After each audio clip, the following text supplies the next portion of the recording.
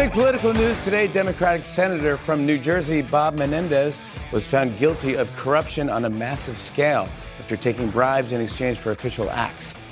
You can't accept bribes as a senator. You can only accept bribes as a Supreme Court justice. Oh, what's going on? Whoa!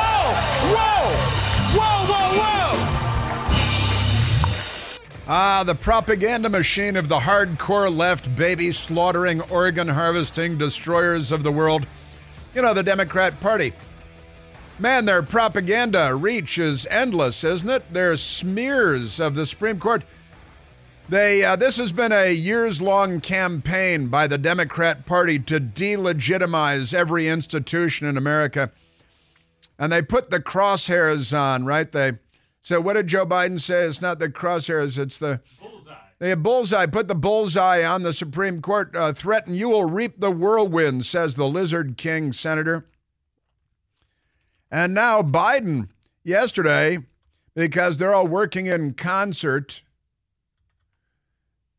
Biden yesterday said he's going to ruin the Supreme Court. He's got a new goal now.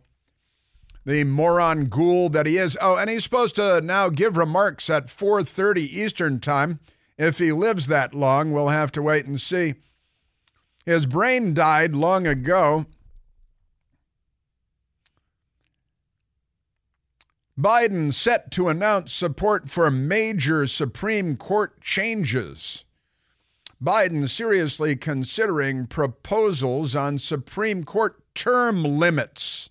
Ethics code. They have an ethics code. It's already been established, and every Democrat violates it every day by stealing and killing. I'm embellishing, but only slightly. Just slightly. Biden seriously considering proposal on Supreme Court limits on ethics. The Associated Press sources say it's all a secret. Nobody would do anything on the record because everybody's a liar and they're all having sex with each other. President Joe Biden is seriously considering proposals to establish term limits for Supreme Court justices. I think Sonia Sotomayor has to go. And an ethics code that would be enforceable under law amid growing concerns that the justices are not held accountable. That's ridiculous. That's a lie. They are fatuous, third world, tree-dwelling liars. According to 3 people briefed on the plans, but they all have to remain anonymous because of communism. It would mark a major shift for Biden. Not really. The former head of the Senate Judiciary Committee, he started the lynch mob going after Clarence Thomas in, 1993 or something, and they've been carrying out their lynch mob activities ever since. Man, I'm telling you, so here they come. The details were first reported by the Washington Post because they're all in bed with one another. And the Washington Post is a front group for the Democrat Party. And now they're talking about corrupting and delegitimizing the Supreme Court because they no longer enjoy the majority balance on the court. When they did, it was fine. And they don't believe in passing laws through Congress that are signed by the president. They like suing the hell out of everybody and dragging everything through the courts. That's what they do. The Washington Post, speaking of the Washington Post, so he's an incredibly corrupt person. And the Democratic Party is an incredibly corrupt party. Other than that, I'm sure they make great neighbors when they, burn signs in your front yard and attack the police and engage in drive-by shootings and everything. But never mind that. Amazing stuff. And Democrats want to murder the photographer. Evan Vucci, I believe it's Evan Vucci, is the guy that shot the photo. And the Washington Post today, a powerful photograph that could change America forever. I think you're overreacting a little. You guys are like little girls having hissy fits about the boys' football team. Honestly. In an instant Saturday, the ability to sort reality from image became more difficult.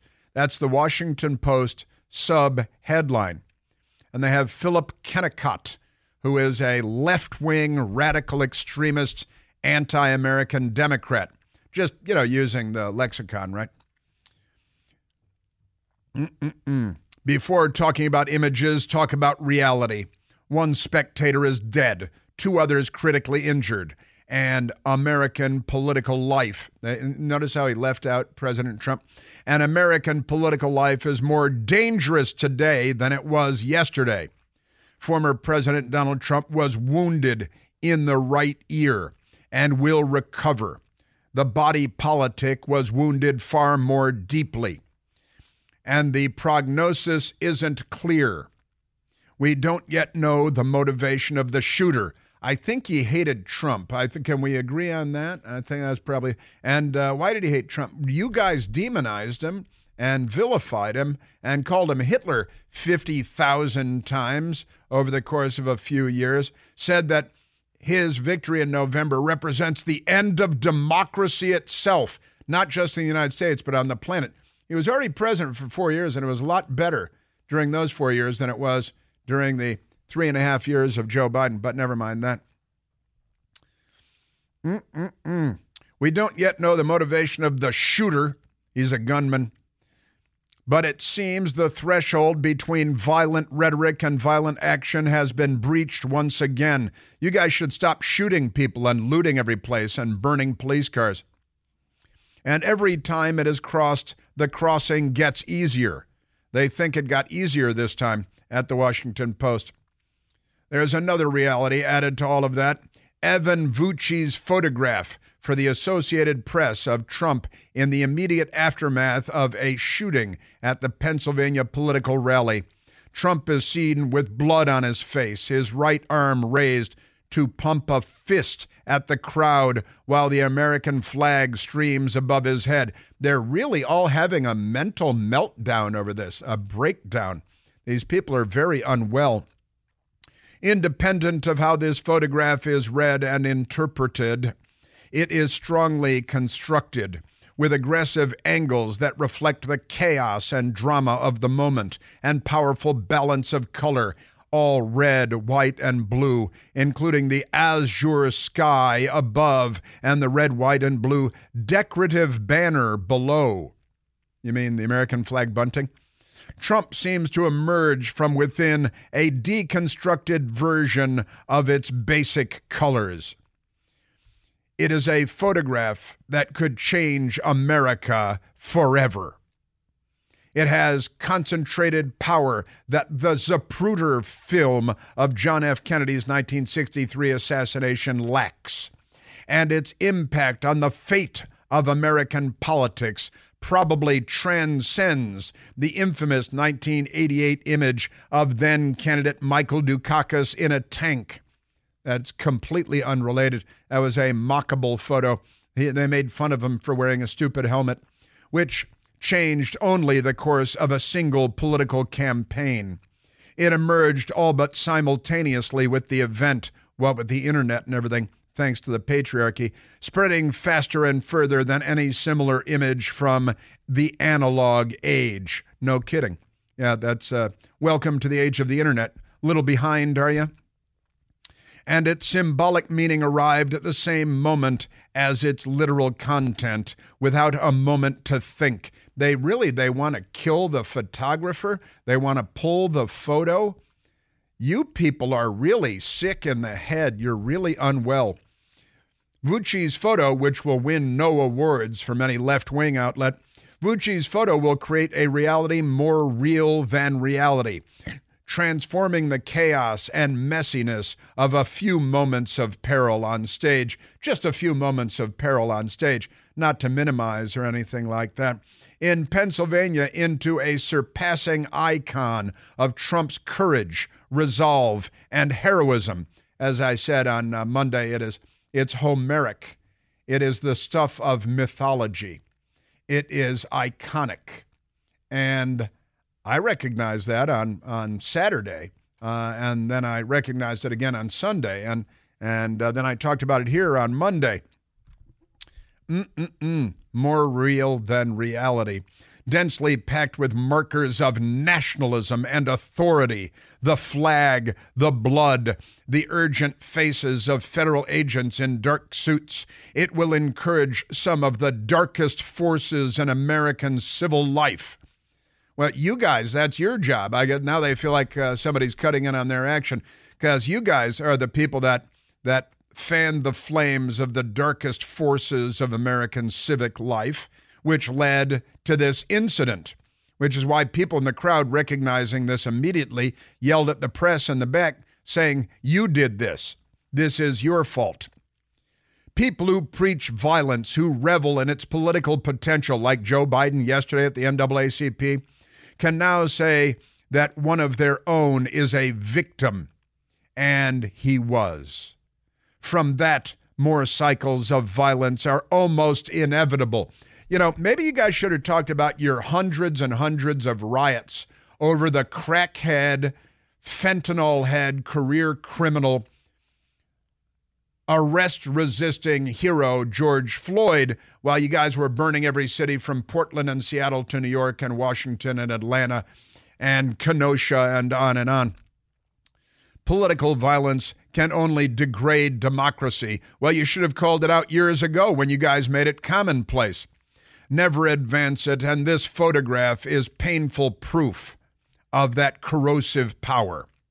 Violence creates victims who must be avenged, and it very often strengthens the power of the people it targets. Only if you don't kill them this time around, making heroes of them if they survive, and martyrs if the violence achieves its terrible ends. Now, these are the same words being used on MSNBC yesterday. Martyr and Joyless Reed, martyr and victim. They're all on the same page again. And they live in constant terror and abject horror because the men are feminine and the women are masculine, and I think all of them are cross-dressers. And the Joyless Reed moment on MSNBC yesterday, where they're interestingly using the exact same words. A fear that what's going to happen now is that the Republican Party will do what they do. They're in the middle of a campaign. The convention started today. But the media will acquiesce to trying to convince people that the things they've been experiencing for the last, 5-6 years didn't happen. I'm sorry, what? That's the opposite of everything that is true. You people. Now, the Washington Post, Philip Kennicott goes on. He, Trump, can now literally wave the bloody shirt. Now, Jesse Jackson did that after Martin Luther King was shot. He wore the same shirt for like a week and then walked around with it in his hand. He can now literally wave the blood after he was killed by a Democrat campaign volunteer, just by the way. But never mind that, a George Wallace campaign volunteer. And, Steve Scalise was shot by a Bernie Sanders campaign volunteer. Never mind that. He can now literally wave the bloody shirt, a phrase that recalls the sanguinary political rhetoric that followed the worst political violence in American history, the Civil War, which the Democrat Party started, and the South's resistance to Reconstruction. That was the Democrat Party, too. Blood is essential to Trump's rhetoric. You guys are out of your minds. Blood is essential to Trump's rhetoric. You got all the rhetoric is yours. Hitler, Nazi, a destroyer of democracy. Honestly, and then our guy gets shot, and you guys are the victims in this telling of the story. It's just amazing. Blood is essential to Trump's rhetoric, with its contrast between red-blooded patriots and the polluted blood of outsiders or immigrants. You guys are mentally ill. Philip Kennicott, you need to reach out for help. That's pretty amazing stuff. I got an idea. Stop shooting people. Then there won't be so much blood. How many times do I have to tell you to stop shooting people? How many Republican presidents have been shot? Went through that the other day. And one Democrat president who was shot by a communist, just by the way. Or the CIA. Still haven't released those documents. Take your pick. You know, we're seeing shocking shifts in American political life, in our political landscape, and it's urgent that we all be prepared. Presidential race tightening up and getting odd. You need to take action to help protect your finances, regardless of who wins in November. For a whole lot of Americans in uncertain times, action means trying to protect your financial future for yourself, your retirement, your family, and gold has pretty much always throughout human history been a great hedge against economic and political uncertainty. And when it comes to gold, I recommend reaching out to my trusted friends at Advantage Gold. I was just on the phone with them about a week ago. Give them a call at 844-368-9797. You're going to get a free 2024 gold and silver guide. Plus, mention this ad and see if you qualify for a $1,300 bonus. Make sure to take important steps right now to help keep your finances on solid ground as the political landscape turns into liquid beneath our feet. Call today. 844-368-9797. That's 844-368-9797. Performance may vary. You should always consult your financial and tax professional. Yeah, the Washington Post having a meltdown. MSDNC having a meltdown. Photo editors want to pull the photo. It's too powerful. You guys need psychological help. Donald Trump, as he is, bathed in the glory and grandeur of his party, to rewrite himself as both a hero and a victim, and that will then happen without a guardian.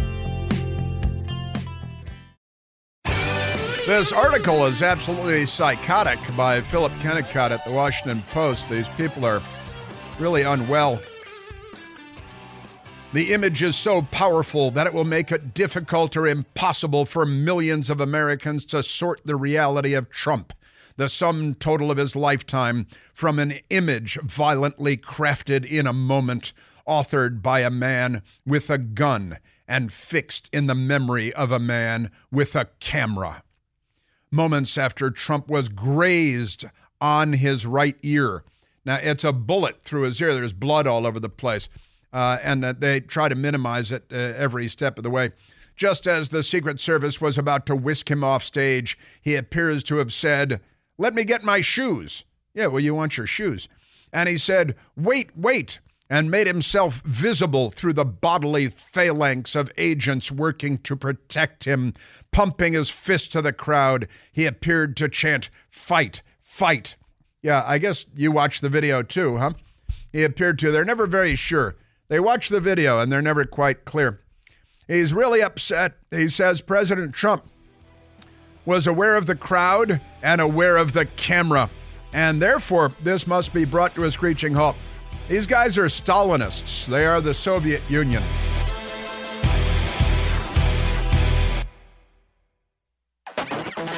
Jack Black and Tenacious D have ended their tour after their Kill Trump moment in Sydney, Australia.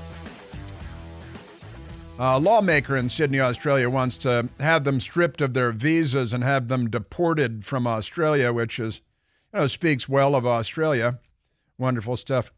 I have so much to get to and so little time, including the mailbag. And I'm going to try to do some quick mailbag questions and then get to the politics of the world going on in our country today. Army Blue says, what statue will replace the George Washington statue in Chicago's City Hall that is scheduled to be removed? The Democrats, they're radical left-wing extremists, anti-American. They love shootings, but not America. And the idiot mayor, Let's Go Brandon Johnson, has had a plan in place to remove the slightly larger-than-life bronze statue of George Washington. Remember, President Trump said that the Democrats start with the Confederate statues, then they'll remove Thomas Jefferson and George Washington. And here they are, President Trump, all these years later, right again. And, they just hate America. This week it's Robert E. Lee.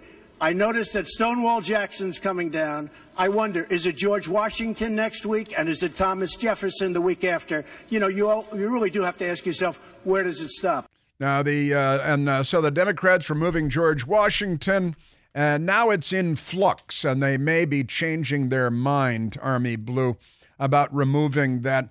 But I assume, like in Seattle, run by Democrats, they have a 16-foot-high bronze statue of Vladimir Ilyich Ulyanov, the Bolshevik revolutionary known as Lenin. They have a 16-foot-high bronze statue of Lenin in Seattle. Nobody vandalizes it. Nobody calls for it to be removed or taken down because the commies are here. Just saying. But it looks now, Army Blue, like the statue may stay, but it is their goal and their plan because they're anti-American, and his name is Brandon Johnson. He's a Democrat. One intrepid patriot says, Chris, I see the shooter in the same light as I see the Hitler Youth in World War II Germany. He would have been only 11 years old or so when the Orange Man bad stuff became mainstream in the media. Politicians and schools, they're all doing the Orange Man bad. He was indoctrinated to hate and blame one man for all things bad. That is absolutely correct, one intrepid patriot. And you're right, 20 years old, the gunman, Crooks, shot in the head by a Secret Service sniper and killed. And too bad. I think it'd be better if we could waterboard him and find out everything that he thinks. And the FBI can't figure no social media presence. And they got into his phone, but it's all a secret now. And I'm guessing he hated Trump. But one intrepid patriot is right. 20-year-old has been propagandized since 2015, 2016, that Donald Trump is the destroyer of worlds, you know? And so he was raised on and weaned on this, and this report that he was a registered Republican couldn't be more irrelevant. Coco B says, was the shooter the same kind of Republican as James Comey and Liz Cheney? Just saying. Just saying. Yeah, honestly, yeah, they told us that James Comey was a Republican. We see no evidence of that anywhere. And then there's Liz Cheney, whose father was a Republican, but she has to be called up before the J13 committee to answer some questions, I think, harsh questions. Yeah, clearly not a Republican. He gave money to Act Blue, a left-wing group, $15, but he's a teenager giving money to left-wing causes. The Democrats were in an organized and orchestrated fashion trying to get, and they were successful in getting hundreds of thousands, if not millions of Democrats to register as Republicans in order to tamper with democracy because they have to destroy democracy in order to save it. Yeah, he's the kind of Republican that gives money to Act Blue and shot President Trump in the head. That's the kind of Republican. Now, you know what kind of Republican that is? The Democrat kind. That's the kind. Calipod 1. Why has Hillary been so quiet about the attempted Trump assassination? Why haven't we seen any tweets from squad members about the attempt? We did see one from AOC that I shared the other day, and it was just nasty and mean-spirited. And, they like the idea, at least, of killing people. And then, of course, they usually do kill a lot of people because they're the left. And Hillary, you're right, she's been in hiding. She's got hot sauce, and, she ain't by no ways tired. But she hasn't been heard from. Gee, I wonder why. They're a hate-filled bunch. They really are. And John Toll says, regarding the Secret Service protection for Trump, when are you, talking about me, when are you going to move your take from gross incompetence to malicious incompetence? I can't imagine a better way to describe the last 4 years. Well, I'm gonna wait for more facts. Now, it appears that the local police were in charge of the building where the killer Crooks, and he is a killer, he killed one man and severely wounded two others, wounded Donald Trump at the same time. You know, the inner perimeter, the outer perimeter, the Secret Service boss. Now, with that, actually, maybe we should go to the Secret Service chief and her bourgeois take on all of this. Man, oh man. And I can wrap it up here with, now that we're seeing polls showing Donald Trump is most likely to win the presidency, we're still a long way off. Let's not count our chickens too soon. How do we prepare for the unrest we see in the country? Are you prepping? What exactly should we be doing to prepare? Christina Ross, Smithburg, Maryland. I think we do have to prepare for it psychologically. I'm in the city of Washington, as you know, and I'd like to think that I'm always prepared. I have just basic protocols that I use every day, and I try not to overconsider. Now, most of this will take place in big Democrat cities. You know, I expect President Trump wins. There will be violence by the Democrats, but there's violence by the Democrats for almost everything. And if they want to burn Washington again and loot Washington again and Chicago again and San Francisco and New York City again, then honestly, I've got to say, so be it. Bring it on. And I'm not going to worry about it. The riots come and the riots go, and the Democrat Party deserves to be exposed for what they are. So I honestly expect Trump wins, that there will be violence by the left. And I don't want to be, dismissive, but I got to say, I don't care because of where it's going to happen. Now keep grandma safe, and conservative areas should be aware, and be ready to, we'll get to that when we get to that. So I don't want to exaggerate or embellish, but you can certainly anticipate and expect that. Now, the head of the Secret Service is a woman who has reportedly ascended to the role as director of the Secret Service because Dr. Jill Biden is fond of her. Now, where is that soundbite? Cut number 21. Secret Service Director Kim Cheadle. She's a woman, and we played audio a couple of days ago of her saying that her goal is to make the Secret Service 30% women by the year 2030. Less than 6 years from now, 5.5 years, got to be 30% women because what about race? You're racist. Shouldn't it be 14% black and 13% Hispanic and 4% Asian and 2% Jewish? And, if you're going to do all this quota stuff. Secret Service Director Kim Cheadle, talking to Pierre Thomas on ABC, we shared some of this yesterday on, gosh, it's so scary, the roof has a slope on it. Should that roof have been secure, period? That building in particular has a sloped roof at its highest point. Just say yes. And so, there's a safety factor that would be considered there, that we wouldn't want to put somebody up on a sloped roof. And so, the decision was made to secure the building from inside. What? I'm sorry, what? Was it secured? And Pierre Thomas not following up, playing the Democrat Party Joe Biden White House game. Now, see the answer, Kimbo. Let me answer this question for you. The answer is yes. And it's as obvious as, it's like, hey, should the school book depository have been secured before Kennedy drove by in a convertible? Well, there's an open window there. Yeah, thanks, Kim. Yeah, we know.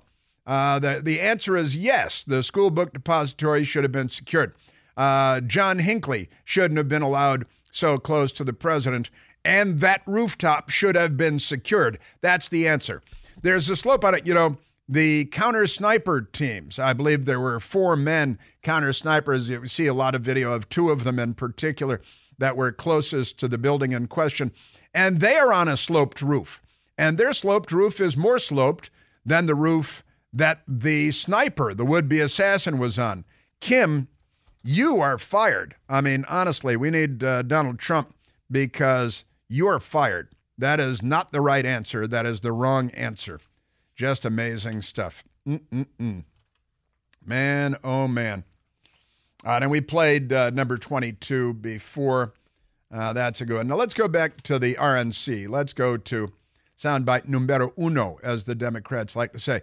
The Secret Service director is an embarrassment. The sloped roof explanation is not an explanation at all. It's an embarrassment. And, this is, I'm just going to say it.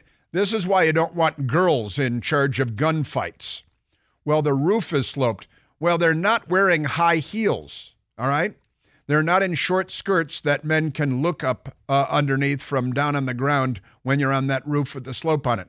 These are brave men with shoes that have laces on them and probably waffled rubber soles.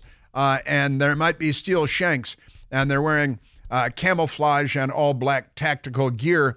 And they can stand on and walk on a slightly sloped roof. As our roofing guy from Chicago, Alan, called in to say, that's a 212 roof. It's practically flat. Children, babies could walk around on that roof. That roof explanation is as lame as it gets. And a lot of questions need to be answered about the local police. Were they inside that structure? And why was there, if they're responsible for securing that, why wasn't it secured? Because it wasn't. And how did the guy with the rifle get in that close, through the crowd, through police perimeters, onto a roof with a vantage point looking at the former president and a man currently campaigning for the presidency of the United States? How did that happen? Just amazing.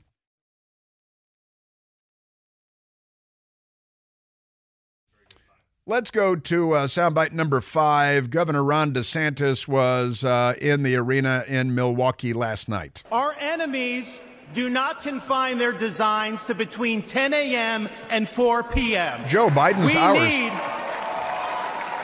We need a commander-in-chief who can lead 24 hours a day and 7 days a week. America cannot afford 4 more years of a weekend at Bernie's presidency.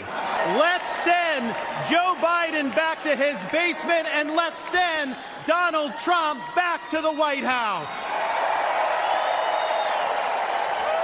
Call me old-fashioned, but that seems like a pretty good idea. Pretty straightforward, pretty simple. Ron DeSantis. Donald Trump has been demonized. He's been sued. He's been prosecuted, and he nearly lost his life. We cannot let him down, and we cannot let America down. That seems like a pretty good idea. Just remarkable things going on all around us.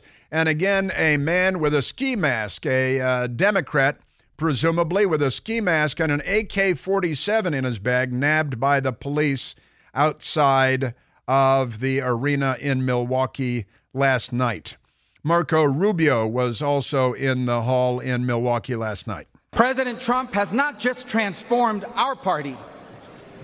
He has inspired a movement of the people who grow our food and drive our trucks. Americans like Corey Comparatori. Corey Comparatori. He was a former fire chief and a loving husband. He was described as the best dad a girl could ever ask for. Last Saturday, he shielded his wife and daughter from an assassin's bullet and lost his life the way he lived it. A hero. Yes, he did. And there were great moments last night, and I need more than 3 hours every day. That's why I go to Newsmax after I do the radio show. I get 1 more hour, but today, as was the case yesterday and the day before, I need 3 more hours. The mother of a young man, an Afghanistan vet murdered brutally in New York City by illegal aliens, spoke last night. Madeleine Brame, and she was very powerful. Mother of a young man who died of fentanyl poisoning because of Joe Biden's open borders and his cozy relationship with the Mexican drug cartels. Ann Fundner was spectacular. Michael Morin, whose sister, Rachel Morin, was raped and murdered in Maryland by an illegal alien. He was great, just great. Powerful Hung Kao was there last night, also wonderful. And I'm not going to be able to get to all of them. I'm gonna keep going all week though. Tonight, the next Vice President of the United States speaks, and tomorrow night, the next President of the United States speaks. And we've got interesting times ahead. Oh, speaking of the Chinese curse, we're also getting word out of China that Xi Jinping, Ricochet Rabbit, may have suffered a stroke. Xi Jinping.